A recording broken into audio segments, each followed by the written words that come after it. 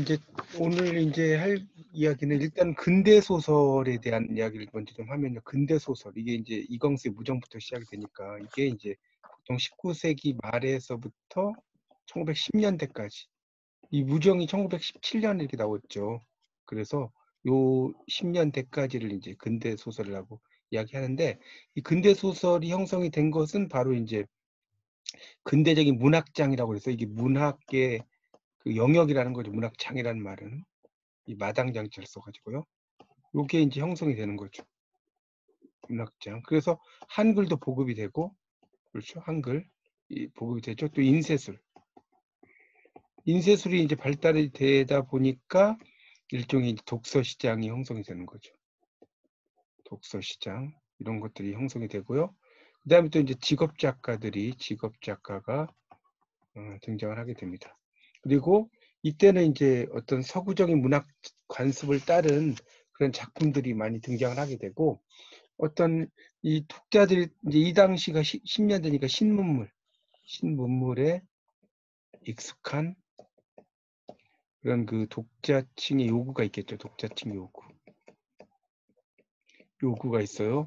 그래서 이제 이때 이제 전통과 서구를 결합을 하는 거죠. 우리의 전통과 서양에서 들어온 서구의 그런 그 문학이라는 이런 것을 결합을 한다는 거예요. 그렇게 볼 수가 있겠습니다. 그때 이제 신소설이 이제 등장을 하죠. 이인직의 혈운을 기점으로 해서 신소설이 등장을 하죠. 최초의 신소설이 이인직의 혈운. 피의 눈물이라는 뜻인데, 이 의라고 하는 것 자체가 노의 뜻이에요, 일본어로. 원모의. 그러니까 이게 일본식 표기죠. 혈루라고 써졌는데. 그리고 1917년에 이제 무정이 등장을 하게 되고, 이때 이 무정은 그 무정이 이제 이 1917년에 등장을 합니다. 그래서 이건 그 앞에다 잘 쓰세요. 이 무정은 이제 순국문 그리고 완전한 구어체 그리고 일상어 문장 이런 것이 있었다는 겁니다. 그래서 이제 이런 걸 통해서 이제 어때요? 개인의 개인적 자율성 이런 것도 중시하고 그다음에 자유연애죠. 또 신교육 사상 이런 것을 이제 이 무정에서 이야기를 합니다. 그래서 이제 그 뭐랄까요 이런 이제 신교육 사상이기도 하고 그래서 이제 이 무정에 대해서는 이제 최초의 근대 소설이다. 최초의 지금은 이제 흐름을 이야기하는 거니까 좀 적어주세요 앞에다가 또 순한글 장편 소설이다. 지금 이거는 이제 무정에 대한 이야기예요. 그리고 최초의 교양 소설이다. 이제 우리가 이제 교양 소설을 독일어로 빌덩스 로먼이라고 그래요. 참고로 알아두세요. 강의에서는 잘 안 나오는 말인데 빌덩스 로먼 우리말로 쓰면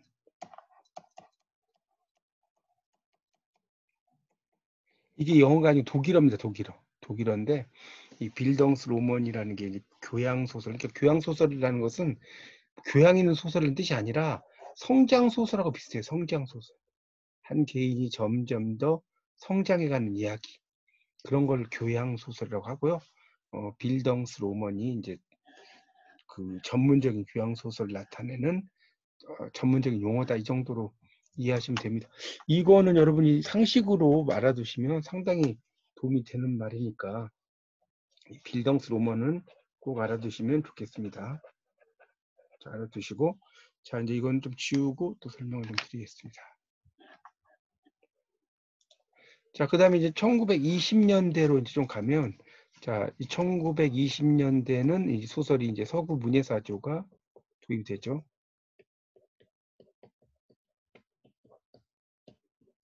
그렇죠. 그러니까 보통 이제 우리나라 사람들이 일본으로 가서 영문학을 전공하는 경우가 되게 많아요. 우리 이제 작가들을 보면 예를 한번 들어보면 정지용도 마찬가지죠. 일본 동지사대 영문과 나왔죠. 백석도 그 야오야마 대학의 영문과 나왔죠. 그 다음에 그 윤동주도 마찬가지죠. 다 일본 가서 영문학 전공이에요.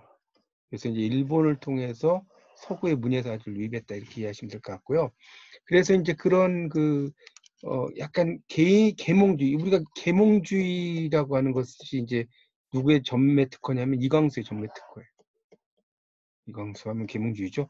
자, 이것에서 벗어나서 개인적인 정서에 근거한 그런 그 예술 작품, 예술 인식 이런 것을 하는 거죠. 개인의 어떤 정서에 근거한 예술을 인식한다 이렇게 이해하시면 될 것 같고, 이제 이 시기가 되면 이제 어떤 근대적인 단편 소설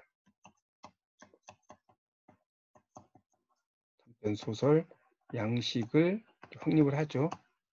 그리고 이제 이때 모티브가 이제 뭐냐면 바로 가난과 죽음이에요. 죽음이 이제 모티브인데 이 모티브는 이제 나중에 보시겠지만 모티브, 동기. 자, 이게 다 같은 말입니다. 우리가 이제 공부하다 보면 모티프 막 이런 말 나와요. 알아두세요. 이번 기회에. 그런 것들이 있고, 그 다음에 이제 또 사실주의적인 작품이 많이 생기죠.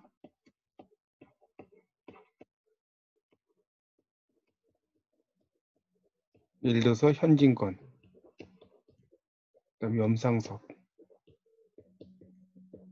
이런 작가들이 다 이제 대표적인 뭡니까 사실주의적인 작품을 쓴 거죠. 리얼리스틱한 작품들을. 그리고 이제 신경향파 소설과 이제 카프가 등장합니다. 이거는 이제 카프는 한국 예술가 프롤레타리아 동맹이라고 머리 글자죠. 한국 예술가 프롤레타리아 동맹. 영어로 하면 이제 코리안 아티스트 프롤레타리아 페더레이션 뭐 그것까지 쓸 필요는 없으시고요. 하여튼 이게 이런 거 약자입니다. 그래서 이제 이런 카프나 신경학파는 약간은 공산주의적인 느낌이 좀 나요. 약간 좌익적인 느낌이 많이 나는 그런 작품들이다라고 1학년이시니까 그 정도만 이해하시면 될 것 같습니다. 자, 그리고 넘어가겠습니다. 그래서 이제 우리가 이제 문학이라고 하는 것은 뭐냐? 문학이라는 것은 바로 좀 그 쾌락적인 기능, 즐거움도 있어야 되고 공리적인 기능이 있죠. 공리, 이익을 줘야 돼요. 그 다음에 효용성 이런 것이 중요하다는 거죠. 그래서 이제 어떤 미적인 구조와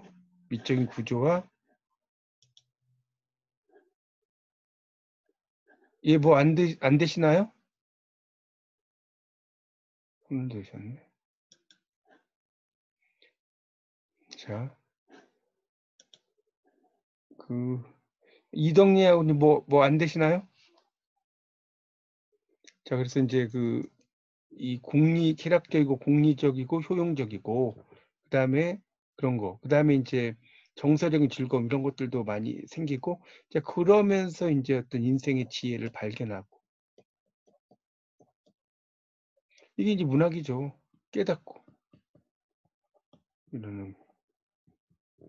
자, 그래서 이제 소설이라는 것은 왜 읽느냐? 이거는 이제 어떤 구체적인 상상을 하고 플러스 동일시죠. 내가 그 사람이 되어버리는 거죠. 이제 이걸 아이덴티피케이션이라고 합니다. 아이덴티피케이션. 그리고 이제 삶의 모습을 탐험하고 성찰할 수 있는 기회. 이런 것들이 생깁니다. 그래서 이제 우리가 이게 작품이 이렇게 있으면 이제 현실 세계가 있어요. 현실 세계가 있고 이 작품은 하나는 창조자로서의 작가가 있고 창조자로서의 작가가 있어요. 그리고 또 하나는 이제 여기에 수용자, 받아들인다는 거죠. 수용자로서의 독자가 있죠. 독자가 있고 이 현실 세계는 이제 있는 현실이죠. 있는 현실. 또는 어떨 때는 이제 있어야 할 현실도 되죠. 있어야 할 현실. 자, 그런 것을 볼 수가 있죠. 있는 현실과 있어야 할 현실을 이해하시면 되겠습니다. 네, 그렇게 정리를 하시면 될 것 같습니다. 그런 내용으로 이해를 하시면 되겠습니다. 네, 그렇게 정리를 해 주십시오. 자, 그렇게 하고 넘어가도록 하겠습니다.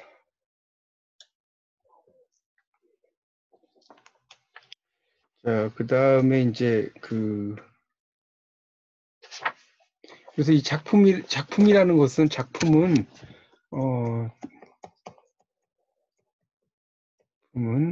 본질적으로 고독하다. 자, 이런 이야기가 있어요. 이게 이제 모리스 블랑슈라는 사람이 말했는데 이 작품이라는 것 자체가 이제 상당히 그런 면이 있다는 거죠. 그래서 이 작품이라는 것은 이제 완성된 것도 완성되지 않은 것도 아니죠. 그렇죠? 그래서 확인되지도 않고 명백하지도 않고 그래서 이 작품을 둘러싼 것들에 대해서 이제 실상 이런 것을 이제 우리가 파악을 해 가는 게 작품이라고 볼 수가 있겠습니다. 그리고 이제 작품에 대해서는 내재적인 비평과 외재적 비평이라는 게 있는데 이거 하고 이제 바로 들어갈 거예요. 내재적 비평.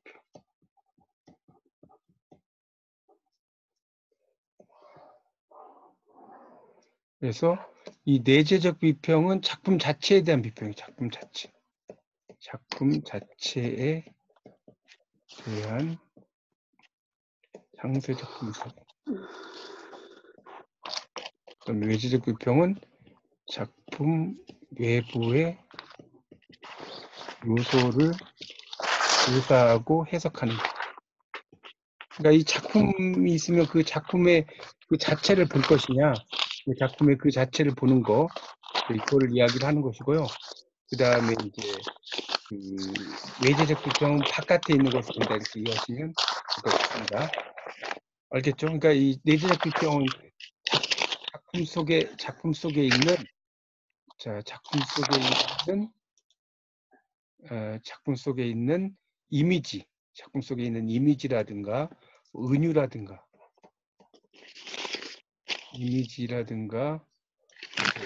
은유라든가 이런 것들이 이제 하여튼 알 수 있겠죠. 작품 속에 있는 것을 보는 것을 이야기한다라고 이해하시면 될 것 같습니다. 이미지나 은유나 뭐 상징이나 어조 이런 걸 이제 보는 것이고 이 작품 외적인 것은 작가, 그다음에 시대적인 배경, 또 영향관계,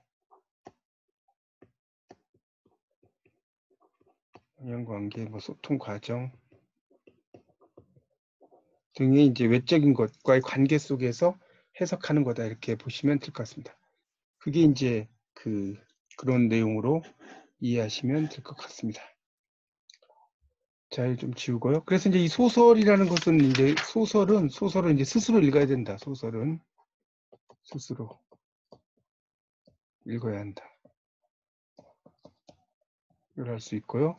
또 이제 믿을 만한 원전, 중요한 믿을 만한 원전 이것을 찾아서 끝까지 제대로 읽는다.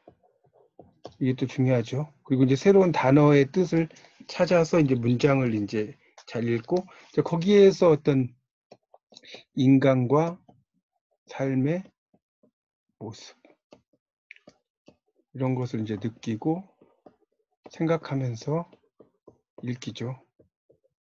자, 그런 것도 볼 수 있겠고 또 이제 소설 속 사실이나 사건을 소설답게 것과 동일시 하여 이해해서는 안 된다. 이런 것들도 이제 특징이 있겠습니다. 그런 것들을 좀 이제 염두에 두시고 보시면 좋을 것 같고, 그래서 이제 결국은 이제 이 소설은 작가에 의해서 창조된 세계다 이 정도고요. 그 다음에 요 이야기도 좀 하면 우리가 이제 소설은 뭐냐? 이야기를 이야기한 것이다.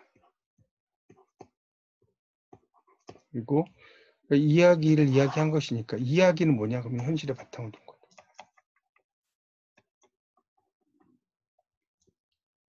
그리고 작가가 꾸며낸 것이고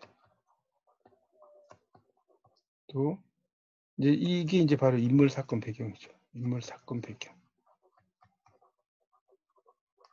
그다음에 이제 이야기를 이야기한 건 이제 화자를 통해서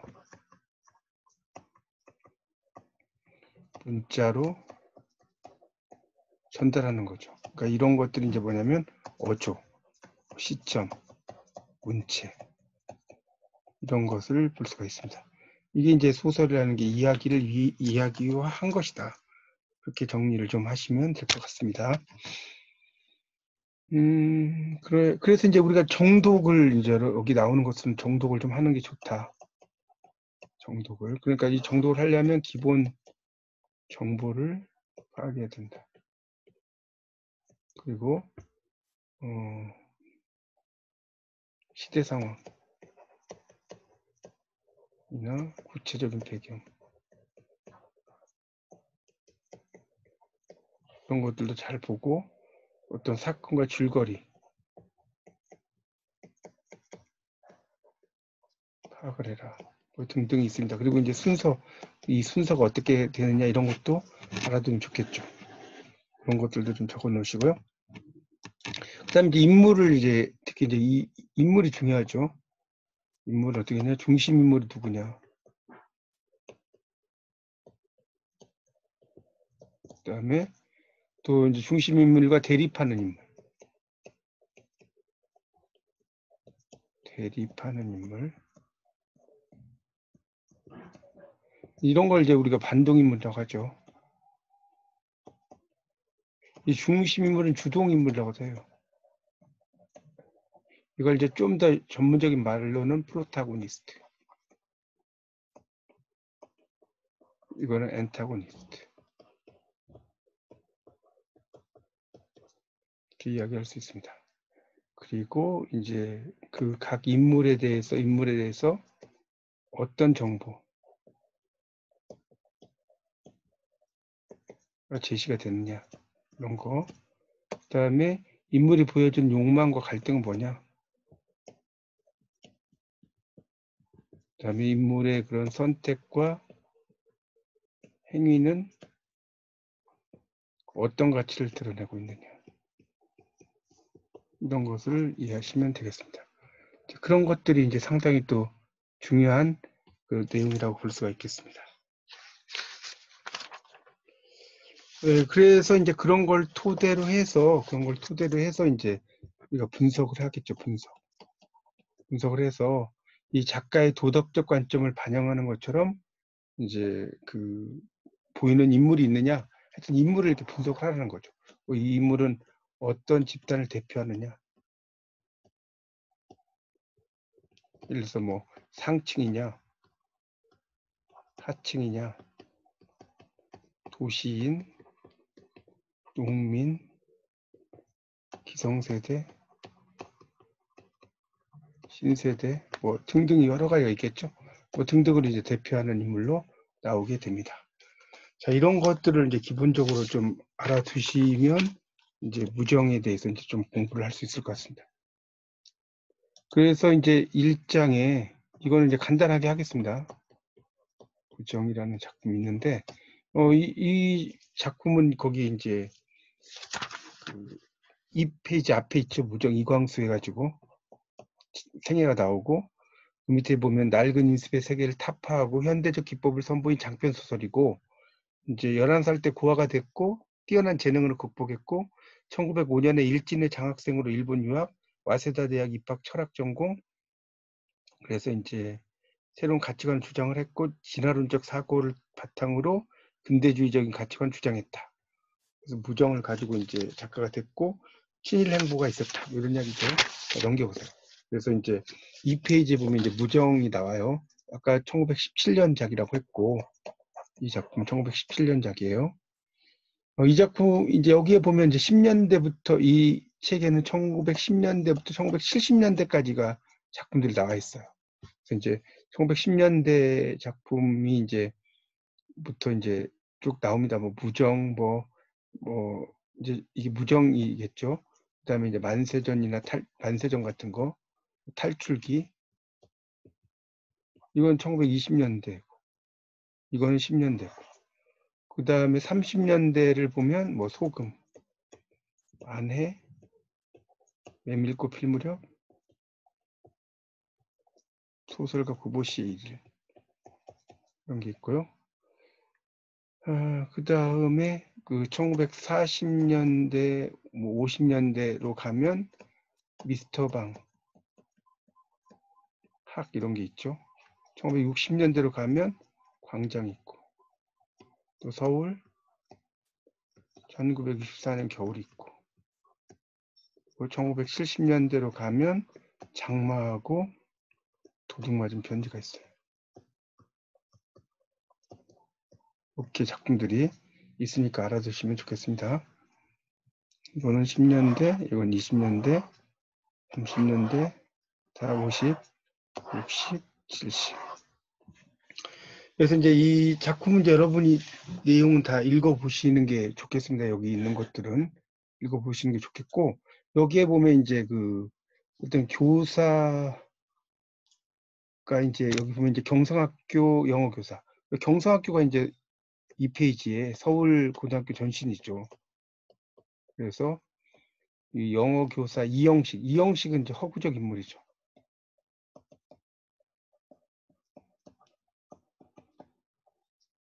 그래서 6월볕에 땀 흘리면서 안동 김장로 집으로 가죠. 김장로. 동그라미 쳐보세요.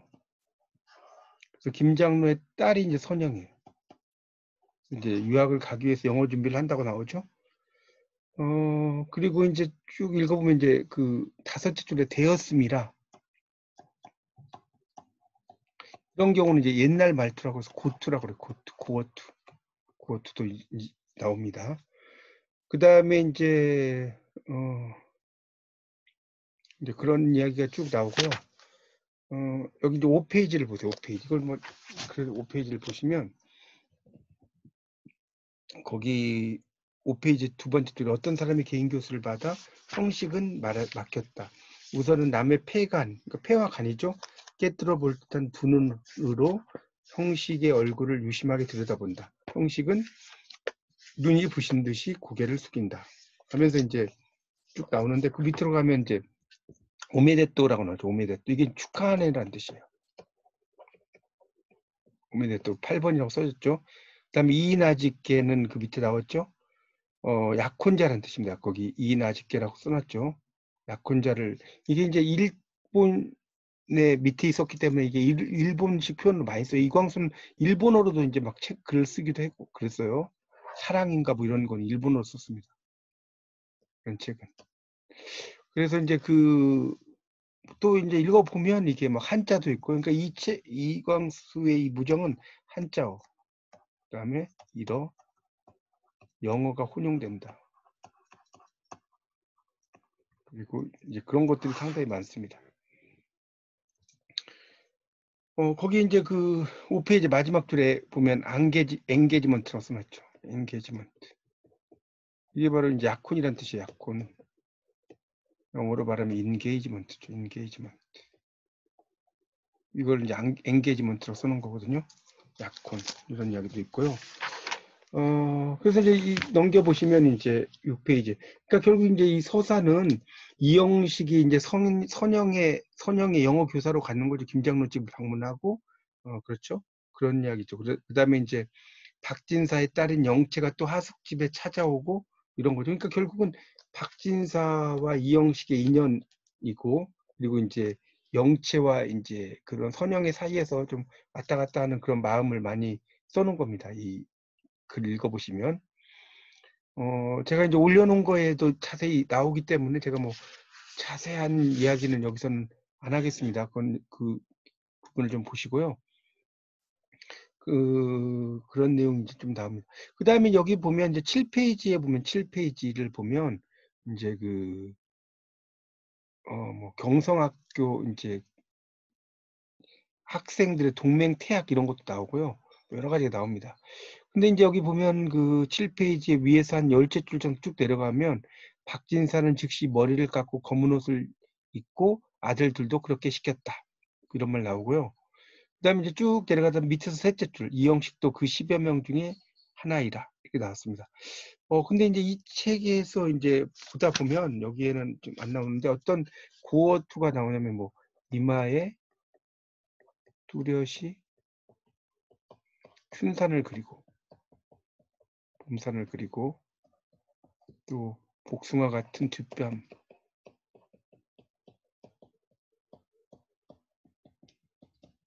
두 손은 옥으로 깎은 듯 이런 것들이 이제 약간 고소설의 이제 관습적인 상투어구죠.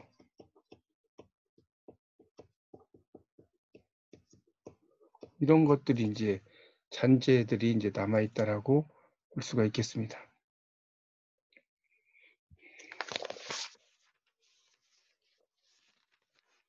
자, 그 다음에 이제 그래서 이제 결국은 이 내용을 읽어보면 영채가 편지를 남기고 평양으로 가고 기차에서 또 병욱을 만나는 이야기가 또 나와요. 그리고 형식은 또 영채를 찾아서 평양에 가고. 그러니까 이 형식이라는 남자가 이제 삼각관계죠. 이 선영과 영채 사이에서 상당히 이제 왔다 갔다 하는 그런 내용입니다. 그래서 이제 그 형식이 이제 상경하고 나서 김장로의 제안으로 이제 그 선영과 약혼식을 또 거행을 해요.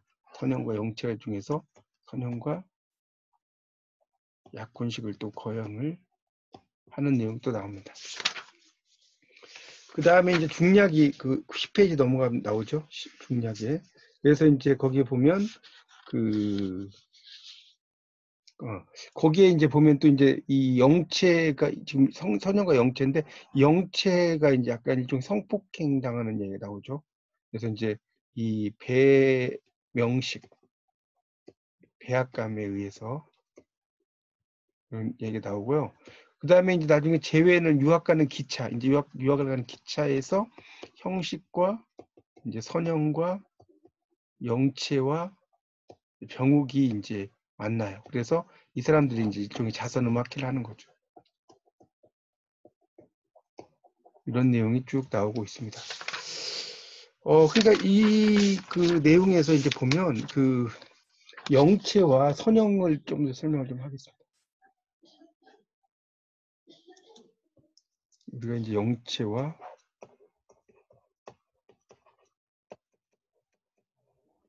영채는 구시대적 관습이다. 그래서 구습이라고 하는 거고요.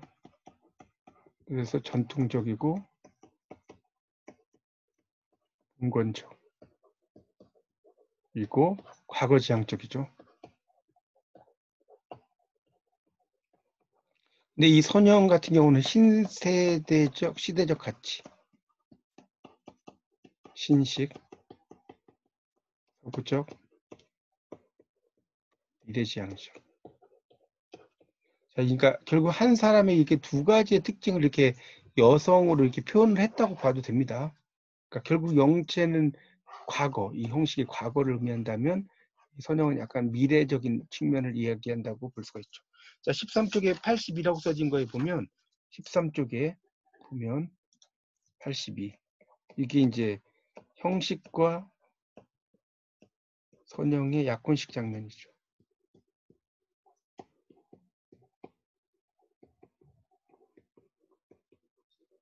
연이라고 볼 수가 있겠죠. 형식과 선영의 약혼식 장면. 그래서 이제 거기 이제 보면 13쪽에 볼까요? 거기 82라고 써진 거. 장로는 형식과 선영을 번갈아 돌아보더니 목사를 향해 어찌하면 좋을까요? 아직 신식으로 혼인을 하여 본 경험이 없는 장로는 실로 어찌하면 좋을지 모른다. 물론 목사도 알 까닭이 없다. 그러나 이러한 경우에 모른다고 할 수도 없다. 그래서 우리가 지금 인륜의 대사를 의논하는 터인데 위선 하나님께 기도를 올립시다. 이렇게 나오죠. 일종의 이제 그런 약간 신세대적인 그런 전통과 관련된 이야기도 쭉 설명이 나오고 있고요. 거기 이제 15쪽의 마지막 줄에 보면 지금은 당사자의 뜻을 듣고야 혼인을 하는 것이니까 밝히 말씀을 하시오. 선영과 혼인하실 뜻이 있어. 이렇게 나왔죠. 일종의 이제 신식에 대한 강박. 그러니까 이게 이제 그 16쪽에 이제 보면 신식에 대한 강박이죠.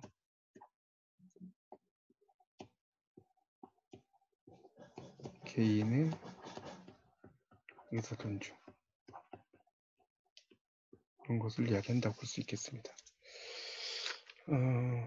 뭐 그런 내용이 또 나와요. 뭐 그리고 20페이지 보세요. 20페이지. 20페이지에 보면 거기 한 중간 정도를 보세요. 20페이지 중간 정도에.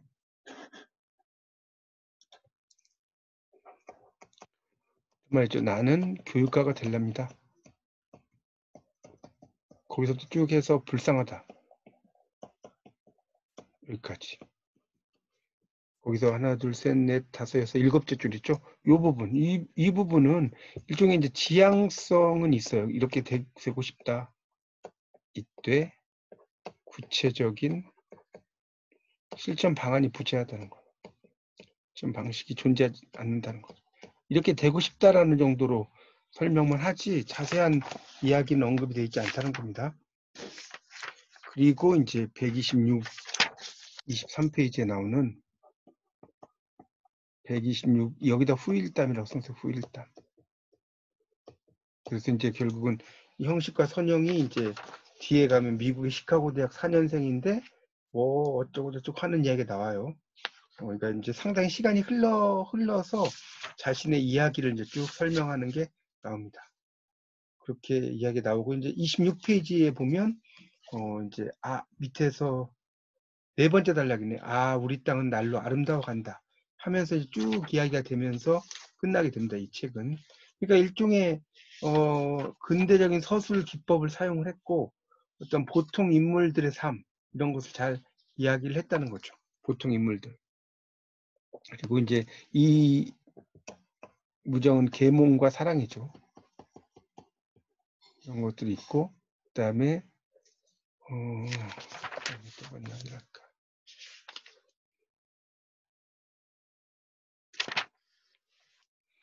그 다음에 이제 그 주체적인 자각, 실천 이런 것을 또 이야기를 한다고 볼 수 있는데 하여튼 이제 그 아까도 설명을 드렸지만 이 소설의 이제 전반부와 후반부가 이렇게 있으면 이 부분에서는 이제 구여성, 좀 3종 지도를 이야기하는 거죠. 여기에서는 신여성, 근대적 주체 을 이야기하고요. 그 다음에 여기에 보면 이제 애상과 실현의 구조죠. 그 다음에 심파조가 있죠. 상당히 여기서는 이제 주체적인 자각과 실천.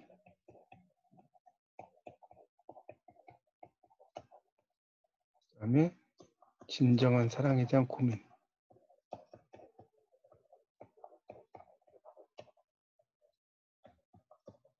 이런 것들이 있다는 것을 알 수가 있습니다. 하여튼 이제 그 자세한 건 여러분이 또 방송도 한번 보시고요. 이제 문제가 이제 여기 이제 나오는데 이걸 보면 문제가 5문제 정도가 있어요. 문제가 그거를 좀 보면서 마치도록 하겠습니다. 문제가 이제 이거는 적으시는 게 좋을 것 같아요. 주인공 이영식. 자, 이영식의 직업이 뭐냐? 이렇게 이제 물어보면 경상학교 영어교사.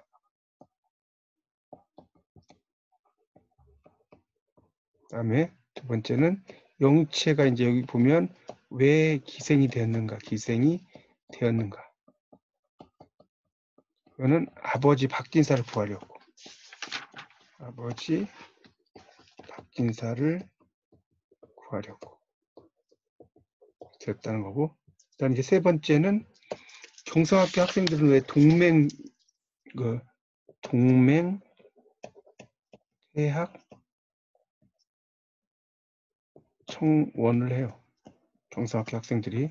그거는 이제 이유는 대학 간의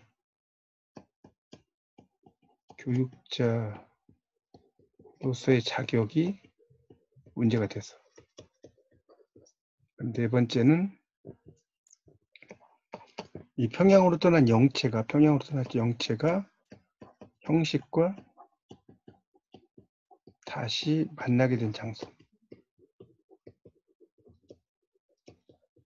장소는 어디냐? 그러면 경부선 기차. 그리고 이제 마지막 이 삼낭진에 수혜가 있어요. 수혜를 돕기 위해 음악회를 이제 열자고 주도한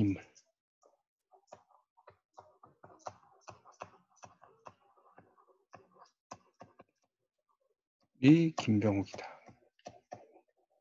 이렇게 5개 문제가 나오거든요. 그래서 아마 이런 데서도 이제 나왔던 거에서 또 나올 수 있으니까 잘 보시고, 중요한 거는 이제 그 뭐 중략 부분을 뭐 찾아서 볼 필요는 없지만 여기 있는 그 본문의 내용은 처음부터 끝까지 쭉 나오는데 그건 여러분 직접 그거는 읽어서 보셔야 됩니다. 여기서 이제 뭐 설명을 드릴 때 이 작품을 뭐 하나하나 세부적인 것을까지 할 수는 없어요. 그러니까 여러분이 전체적인 틀을 잡으신 다음에 읽는 거는 이제 직접 하셔야 됩니다.